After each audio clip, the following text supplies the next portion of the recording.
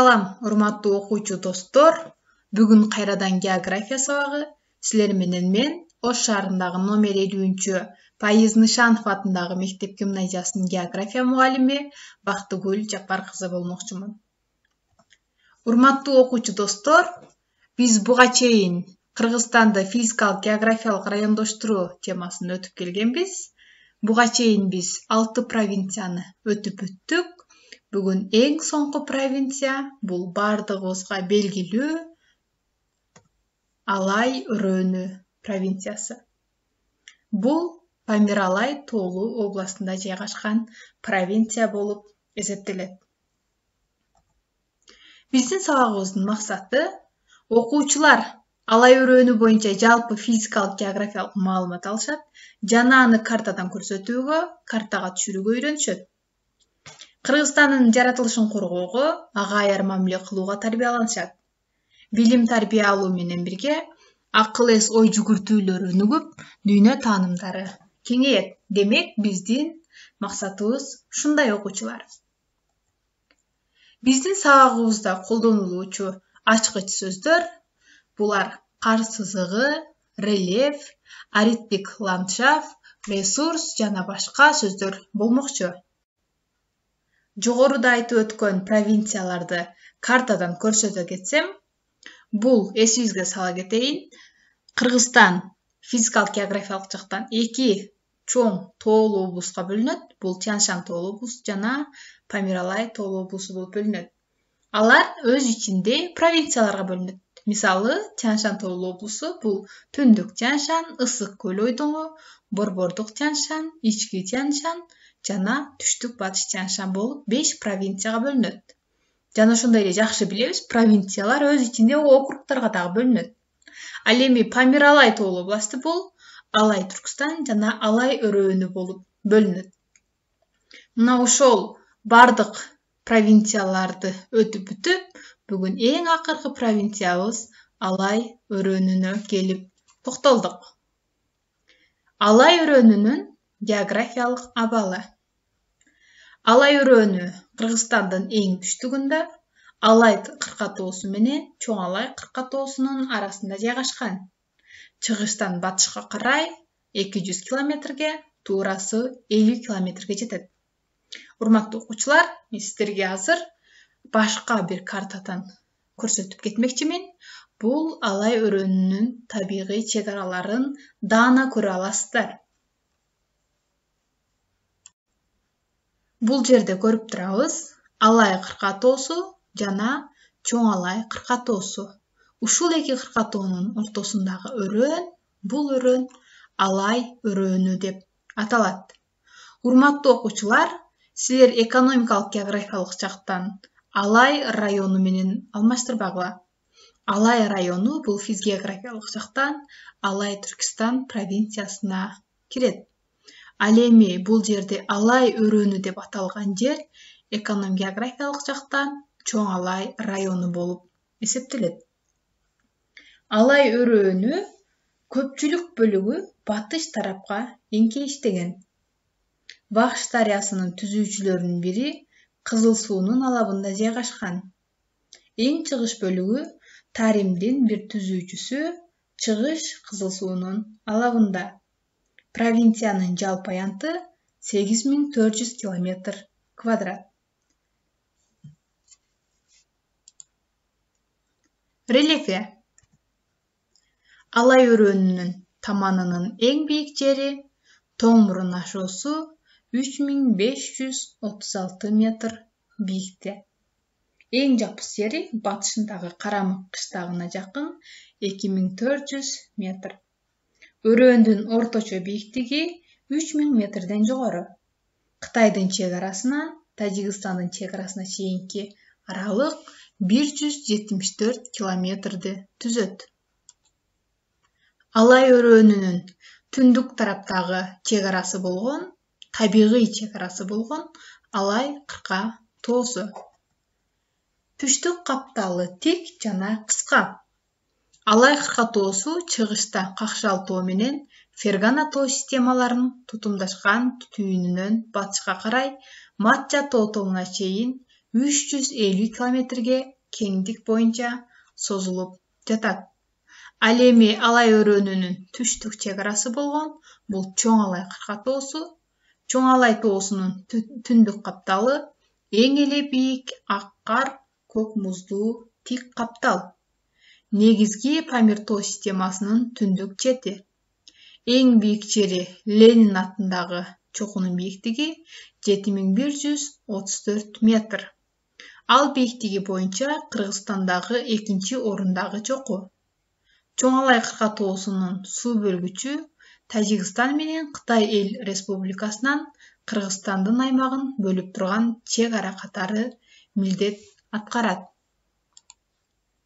Ал эми геологиясы боюнча айта турган болсок, бүктөлүүсү Герцинде башталып, азыркы түзүлүшү негизинен ортоңку жана үстүңкү палеозойдук акиташ, кумдук жана кристалдык сланецтерден турат. Мезокайнозойдун чөкмөлөрү тоо этектерин, өрөөндүн таманына жакын жапыс жерлерди каптап жатат. Кырлары палеозойдук тектерден турат жана алар эрозияга учурап кескин тилмеленген. Алай өрөөнүнүн климаты кескин континенталдуу, кургакчыл. Бийиктик абалына жараша жайы салкын, кышы суук, кар жатуу мезгили узак. Өрөөнүн климаты өзгөчө шартта калыптанат. Батыштан жана түндүк батыштан келген нымдуу аба массалары Алай өрөөнүнө жеткенче нымды тышкы кыркатоолордун түндүк капталдарына калтырып кеткендиктен жаан-чачындын саны аз. Чоң Алай кыркатоосу Алай кыркатоосуна караганда 1500–2000 метрге бийик болгондуктан, анын түндүк капталында жаан-чачындын саны арбын, мөңгүлөрдүн топтоосуна шарт түзүлөт. Январдын көпчылдык орточо температурасы Дароо Откоргондо -14,4 градус Цельсий, Алтын Мазарда -10,8 градус Цельсий, Сары Ташта -17,5 градус Цельсий, Эрке Чытамда -12,1 градус Цельсий. Ошол эле станцияларда июлдун көпчылдык орточо температурасы 15,4, 15,2, 9,2, 13,1 градус Цельсий. Алтын Мазар менен Дароо Откоргондун кышкы температураларынын айырмачылыгы Алай өрөөнүндө да кышкысын температуралык инверсия байкала тургандыгын билдирет. Алай өрөөнү боюнча эң төмөнкү температура -41,7 градус Цельсий Сары Ташта жана эң жогорку температура 33,3 градус Цельсий Дароо Откоргондо байкалган. Жаан-чачындын көпчылдык орточо саны Сары Ташта 334 мм, Дароо Откоргондо 276 мм, Эрке Чытамда 185 мм. Сары Ташта 7 айдын жылдык орточо температурасы терс мааниде. Калган станцияларда 5 ай. Сары Ташта температура 0 градус Цельсийден төмөн түшпөгөн ай жок. Климаттын элементтеринин бөлүнүшү жер бетинин бийиктик абалына жараша бийиктик алкактуулук закон ченемдүүлүк боюнча тарайт. Мөңгүлөрү тууралуу сөз кылардан алдын мөңгү деген терминди эске салып алайлы. Мөңгү муздук, жер бетиндеги табигый кар, муз катмары, же болбосо кардын көп жылдык топтолгон запазы. Ага жылмышуу, кыймылы мүнөздүү. Орто Азияда мөңгүлөрдүн каптаган аянттары боюнча көрүнүктүү орунду Чоң Алай кыркатоосу ээлейт. Чоң Алай кыркатоосунун абсолюттук бийиктиги 7134 метрге чейин жетет. Борбордук бөлүгүнүн орточо бийиктиги 6000 метрден ашык. Мындай бийиктиктердин натыйжасында кыркатоонун кырлары жана ага жакын капталдары туташ мөңгү, түбөлүк ээрибеген карлар менен капталган. Ал кыркатоодогу мөңгүлөрдүн жалпы аянты 1329 км квадратка жетет. Тактап айтканда, Хан Теңири тоо тоомунун төмөнгүлөрүнүн аянтынан калышпайт. Алардын ичинен түндүк капталында, тактап айтканда, Кыргызстандын аймагында таралган мөңгүлөрдүн аянты 697,5 километр квадрат. Чоңалай кыркатоосунун мөңгүлөрү орографиялык өзгөчөлүктөрү боюнча 3 топко бөлүнөт. Батыш бөлүгү Мук суу менен Кызыл суунун кошулушунан Терсагар ашуусуна чейинки 64 километрчелик бөлүгүндө жалпы аянты 94,6 километр квадратка жеткен 44 мөңгү жайгашкан.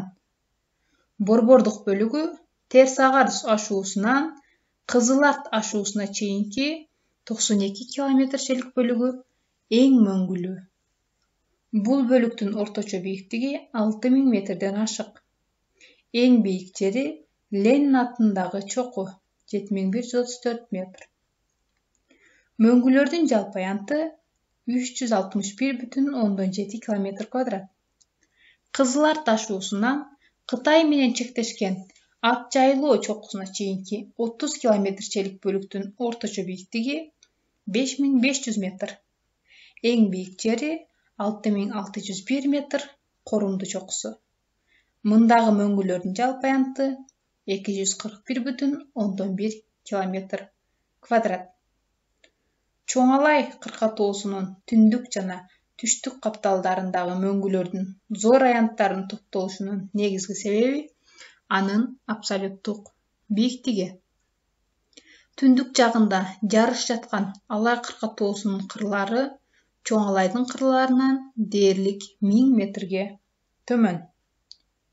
Ошондуктан ал жерге келген аба массаларынан өзгөчө жай мезгилинде кошумча жаан-чачын кар түрүндө түшүп, мөңгүлөрдүн куралышына кызмат кылат.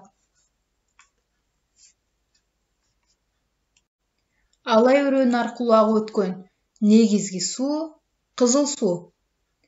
Амударян системасына кирген Вахш дарыясынын түзүүчүлөрүнүн бири. Тоңмурун ашуусунун жанынан Айланпа, кийин Кара суу деген аттар менен башталып, Кызыл агынга кошулгандан тартып өз атын алат. Ири куймалары Алтын Дайра, Ачык Таш, Жанай, Дартак, Каман суу жана Көк суу. Негизги куралуу булактары Мөңгү жана Кар суулары. Жайында кирген Тянь-Шань тибиндеги дарыялардын тобуна кирет. Көп жылдык орточо чыгымы 56,5 метр куб секундда. Алай өрөөнүнүн чыгыш жагындагы ири агын суу Чыгыш Кызыл суу. Маркан суунун сол куймасы жана Таримдин түзүүчүлөрүнүн бири. Чоңалай тоолорунун чыгыш бөлүгүндөгү Корумду чокусунун тегерегиндеги мөңгүлөрдөн башталат. Сол жагынан Көк сууну кабыл алгандан кийин Кытайдын чегине өтүп кетет. Чек арадагы чыгымынын көп жылдык орточо саны 25 метр куб секунданы түзөт. Ландшафты. Алай өрөөнүнө аридтик ландшафттар мүнөздүү. Латын тилинен аридус кургак дегенди билдирет. Демек, чөл жана жарым чөл ландшафттары мүнөздүү. Топурагы, өсүмдүктөрү бийиктик алкактуулук закон ченемдүүлүктөрүнө баш ийип таркаган. Эң төмөнкү батыш жагында түзөн кашаттарда, тоо этектеринде, тактап айтканда 2500 метрге чейин, ачык күрөң топурактуу, шыбактуу, жарым чөл жана кургакчыл талаа ландшафттары тараган. Өрөөндүн орто ченинде жана баш жагында кара күрөң топурактуу, ак кылкан бетегелүү субальпы шалбаалары басымдуулук кылат. Тарим дарыясынын алабына караган аймактарда кургакчыл талаа ландшафттары тараган. Көк суунун алабында жана Нура суусунун жээгинде катаал шартта өскөн карагай токойлорунун фрагменттери арча токойлор кездешет. Чоңалай кыркатоосунун түндүк капталында бийиктик алкактардын эң төмөнкүсү субальпы талаалары, субальпы шалбаалары, жапыз өскөн доңуз сырттуу Альпы шалбаалары аскалуу, шагылдуу аянттар менен кезектешип тараган. Эң кеңири диапазондуу глициалдык нивалдык алкак 3600–3900 метр бийиктиктен 7000 метр бийиктикке чейин жатат. Көпчүлүк аянттар кар, мөңгүлөр менен капталган. Алай кыркатоосунун түштүк капталында даана байкалган бийиктик алкактар жок. Кургакчыл талаа жана кыска чөптүү талаа сымал шалбаалар эң бийик абалга чейин жетишет. 3000 метрден жогору жаткан борпоң тектер тараган жерлерде көп жылдык тоңдор жана ага байланышкан табигый комплекстер кездешет. Чоңалай кыркатоосунун этектеринде карст процесстери күчөгөн ландшафттарда кездешет. Алай өрөөнүнүн табигый ресурстардын көпчүлүгү жайыт жерлер. Айдоого жарактуу жерлер аз. Алардын көпчүлүгү сугарылуучу аймактар. Дан эгиндери, буудай, арпа жана тоют өсүмдүктөр өстүрүлөт. Суу боюндагы жайылмалардан, кашаттардан чөп да чабылып алынат. Урматтуу окуучулар, ушуну менен биздин алай өрөөнү деп аталган сабагыбыз соңуна келип жетти. Жанатан бери бардыгыбыз экранды тиктеп олтуруп, көздөрүбүз талыды өңдөнөт. Ал үчүн бардыгыбыз көзүбүзгө көнүгүү жасайбыз. Көзүбүз үчүн көнүгүү. Эң алгач балдар, биз билебиз, көзүбүздү жогору, андан кийин төмөн, андан кийин эки капталдарыбызды каратабыз. Же болбосо географиялык тил менен айтканда, эң алгач түндүк тарапты карайбыз, андан соң түштүк тарапты, андан соң батыш жана чыгыш тарапты карайбыз. Ушул көнүгүүнү балдар бир канча жолу аткарабыз. Түндүк, түштүк, батыш, чыгыш. Түндүк, түштүк, батыш, чыгыш. Өзүңөр дагы бир канча жолу кайрадан кайталагыла.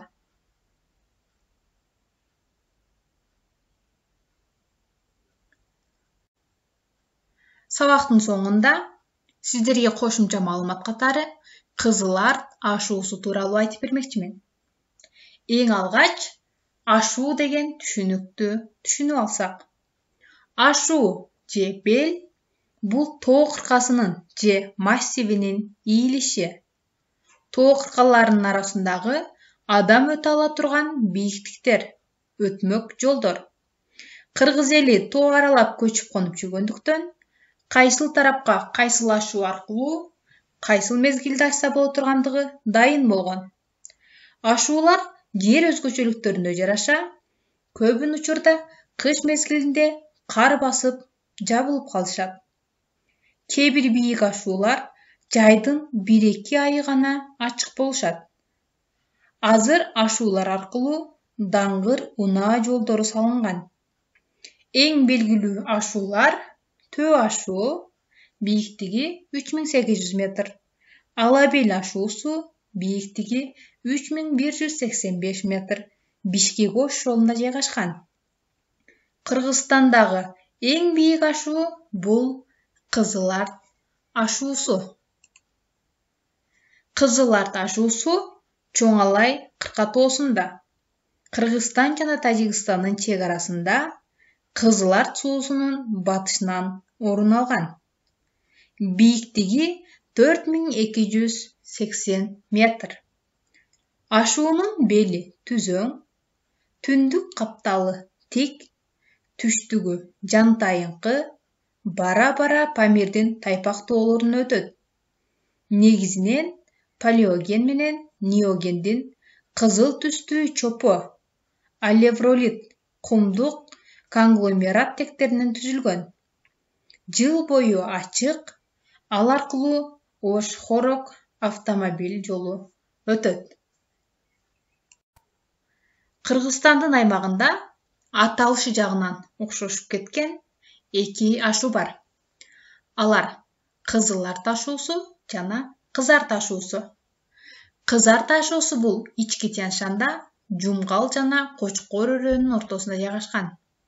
Ал эми кызылар ташуусу жогоруда айтып кеткендей Кыргызстан менен Тажикстандын чек арасынын ортосунда жайгашкан.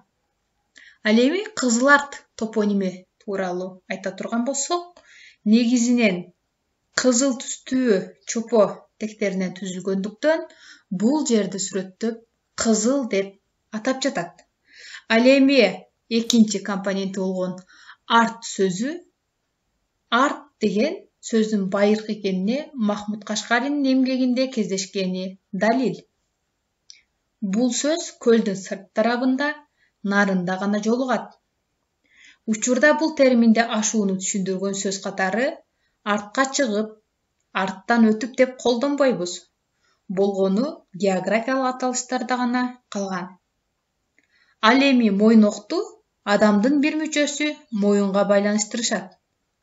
Себеби республиканын аймагындагы ак моюн, көк мойнок деген жерлерде адамдын мойнуна окшогон өтүп кетүүгө жеңил өтмөк жерлери бар. Ашуудагы жолго байланышкан оюлма деген да сөз бар. Бул да илгери колдонулуп келген. Азыр андай жерлер серпантин деп аталып калды. Сүрөттө көрүнүп тургандай, жалпак тил менен айтканда ири жолдор илгери оюлма деп аталса, учурда биз аны серпантин деп атайт экенбиз. Айта кетчү жагдай, Кыргызстандын Лейлек, Араван, Өзгөн, Каракулча райондорунда ашуулар жокко эсе. Демек, Кызыларт деген топоним кызыл ашуу деген түшүнүктү билдирет. Үйгө тапшырма.